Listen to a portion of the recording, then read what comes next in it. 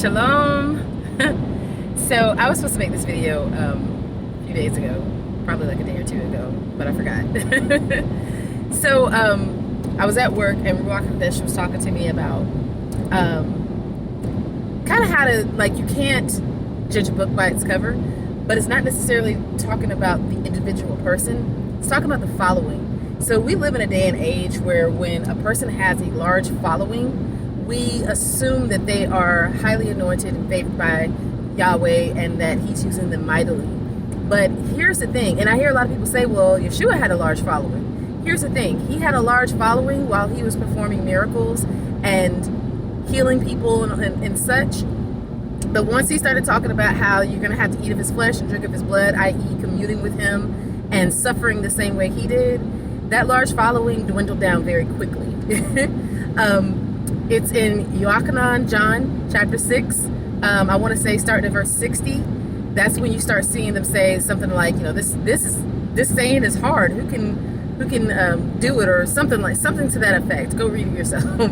But then it says, I want to say in like verse 64 or something like that, it says that many of the disciples that were following him, because they weren't, at this point, they weren't just random people following him. They were people that had claimed to be disciples of him. They stopped following him. And then it says that he turned to his 12 that he chose, and he was like, do you guys want to leave too? And Peter was like, where else will we go? You have the words that bring life. And he says, have I not chose all of you, yet one of you is a devil? Talking about Judas Iscariot. So the reason why I said that is because you can see a person has a large following, but that doesn't necessarily mean that they are of Yahweh. And it doesn't mean that they're not of Yahweh. What I'm saying to you is, look at the people, for instance, prophets. I know it seems like I'm always picking on prophets. I'm not, but it's just that is an office that a lot of people covet and a lot of people flock to.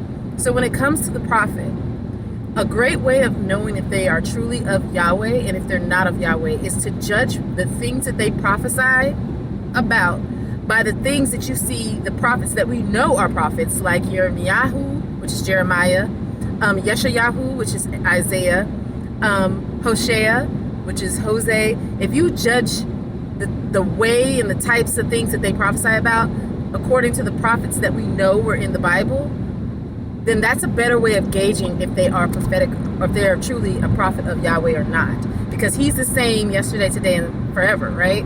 So that means that he's not going to change how he's getting his prophets, how he's speaking to his prophets. He's not going to change how his prophets move and operate. It's going to be the same type of operation, different vessel, okay?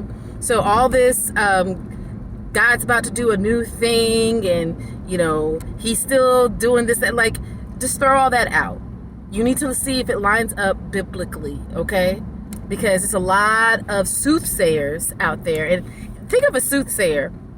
When you think of a soothsayer, the first part of that word is sooth. Soothe.